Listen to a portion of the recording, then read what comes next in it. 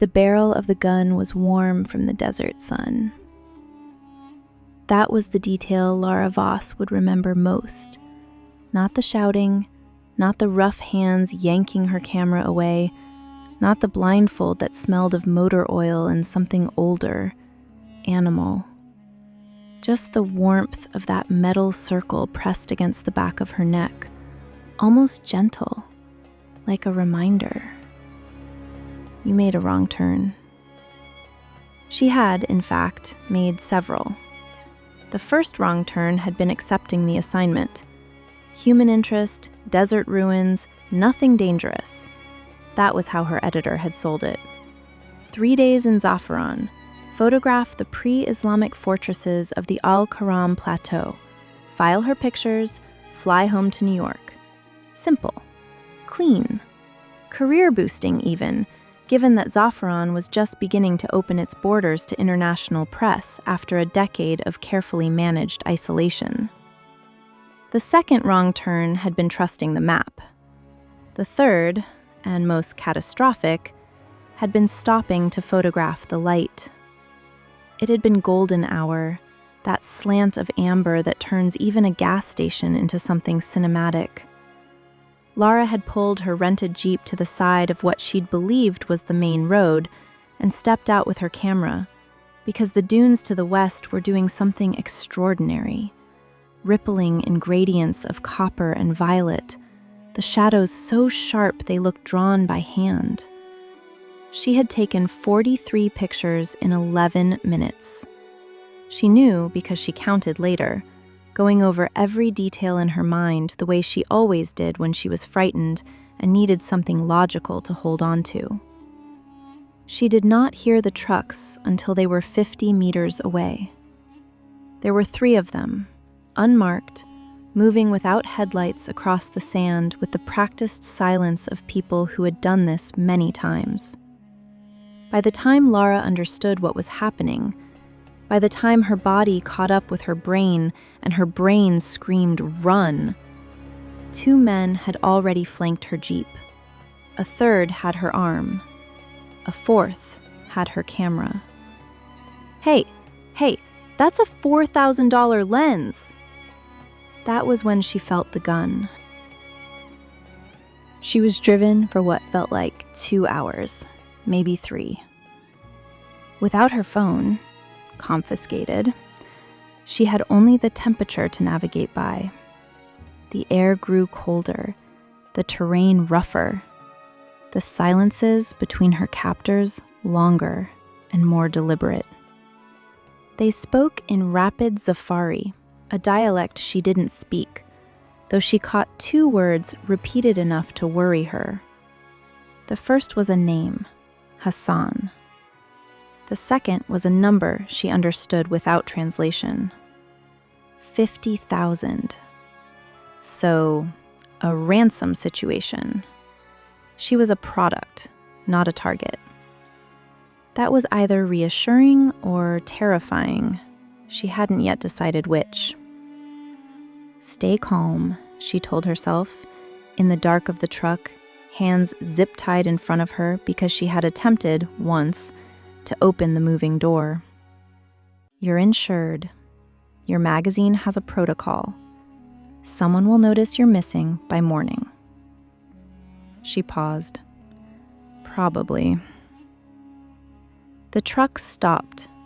She was guided out, not roughly, which surprised her, into a compound she could smell before she could see. Wood smoke, cardamom, horses, and underneath it all, the mineral cold of deep desert night. When they removed the blindfold, she blinked at a scatter of low stone buildings around a central fire, a dozen men moving with the efficiency of a small militia, and one man standing apart from the rest, watching her with the particular stillness of someone who is accustomed to being the most dangerous thing in any room. Hassan. She knew it before anyone said his name. He was perhaps 50, lean as a whittled bone, with eyes that held no hostility, which was somehow worse than if they had. Hostile eyes meant emotion. His were operational. "Miss Voss," he said, in accented but precise English, "welcome to the Zafaran interior. I apologize for the inconvenience." "The inconvenience," Lara repeated. "You will be comfortable here while we wait for your employer's response. You will not be harmed, provided you cooperate." "I want to call someone." "That will not be possible tonight." "Then I want my camera back." Something shifted in Hassan's eyes. Not amusement exactly, but its ghost. He turned and gave a quiet order. One of his men brought her the camera bag. She checked it, body intact, the 50mm scratched but functional, the precious 85mm miraculously unharmed. She slung it over her shoulder with a composure she absolutely did not feel. "Thank you," she said, because her mother had raised her with manners, and her mother's voice was the one she heard in crisis situations. 40 kilometers to the northeast, in a different world entirely, Karim Al Rashid was being lectured by his father. This was not unusual. Sheikh Faisal Al Rashid lectured the way other men breathed, continuously, with automatic rhythm, apparently without needing to pause for sustenance. Karim stood at the window of the palace's eastern study, looking out at the city lights of Zafaran spread below like a circuit board, and let the familiar cadence wash over him. The trade agreement requires a unified front, and a unified front requires that this family presents no fractures, no scandals, no, "I understand, Father." "You understand, and yet you continue to..." "I understand," Karim said again, which was more effective than volume had ever been. His father stopped. The silence between them was the particular kind built over 33 years. Layered, load-bearing, not entirely comfortable, but structurally sound. "There is an American journalist missing," his father said, the shift in topic seamless, which meant it wasn't a shift at all. "A woman. She was photographing the Al-Karam ruins this afternoon and did not return to her hotel." Karim turned from the window. "Hassan's territory," he said. It wasn't a question. The coordinates placed her last known signal inside it, yes. Karim was already calculating. Hassan al-Maktoum was not a simple criminal. He was a political instrument, a disruptor funded by people who wanted the trade agreement to fail, who wanted Zafaran unstable and isolated and leverageable. An American hostage was not a ransom scheme. It was a message. "The Americans will send someone," Karim said. "They will send someone in 3 days, after protocols, after paperwork." His father's voice was dry. "After the situation has become an international incident that will delay the agreement by 6 months minimum." The implications sat between them, quiet and heavy as desert stone. "You want me to go tonight?"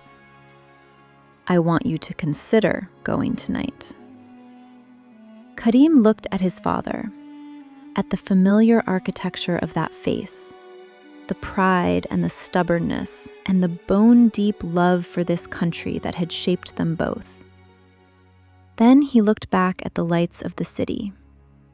Somewhere beyond them, past the ring road and the satellite towns and the long black throat of the desert highway, a woman was sitting in Hassan's compound, not understanding how much danger she was actually in. "I'll need Tariq," he said. Tariq is already waiting downstairs. Of course he was. Lara had been given a small stone room with a sleeping mat, a lantern, and a jug of water. She had been told to sleep. She was, naturally, not sleeping. She was sitting against the wall with her knees drawn up, going through her camera's memory card in review mode, because it was the only thing she could do that felt like control. The 43 photographs were extraordinary. She flipped through them slowly, each image a small argument against the awfulness of her situation.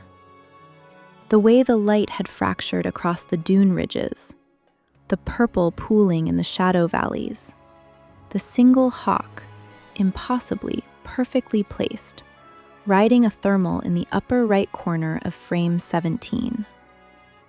She had a good eye. She'd always had a good eye. It was the one thing she trusted about herself completely. She was on frame 31 when she heard the first shot, then shouting, then more shots, closer, and the specific, controlled chaos of a compound that has been breached by people who know what they're doing. She pressed herself flat against the wall beside the door, not behind it, beside it, because she'd read enough about tactical entries to know that behind the door was where you got hit, and held her camera by the strap like a weapon, which was absurd, but it was what she had. The door opened. He filled it completely. Tall, dark-clothed, a keffiyeh pulled across the lower half of his face, a torch in one hand, and what was unmistakably a very serious firearm in the other. He scanned the room with the rapid efficiency of someone who does this professionally, and his eyes found her in 2 seconds flat. He said something in Zafari. I don't speak, she started. He pulled down the keffiyeh. Sharp jaw, sharper eyes. A cut above his left brow that was bleeding with the calm indifference of a wound that knows it will be dealt with later. Are you Lara Voss?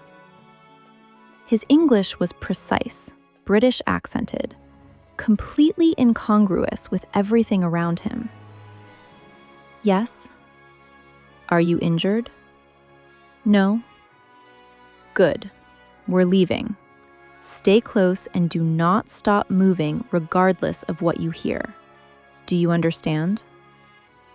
She looked at him for 1 full second, at the blood on his face and the command in his voice, and the absolute certainty in his bearing that she would do exactly as he said.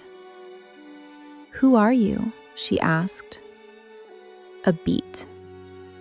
Something crossed his expression. Not irritation, not quite. Something more like the realization that the next several hours were going to be considerably more complicated than he'd planned. Someone who came to help you, he said. Now move. She moved. She would ask the questions later. Who he was, why he'd come, and why, in the flickering torchlight of a desert compound, while gunfire cracked across the darkness outside, she had noticed that his eyes were the precise color of deep amber, like the last light before a sandstorm swallowed the sky. Next chapter, the price of safe passage. He said the marriage would last 48 hours. She said she hadn't agreed to any marriage. He said, in the desert, agreement is a luxury neither of them had.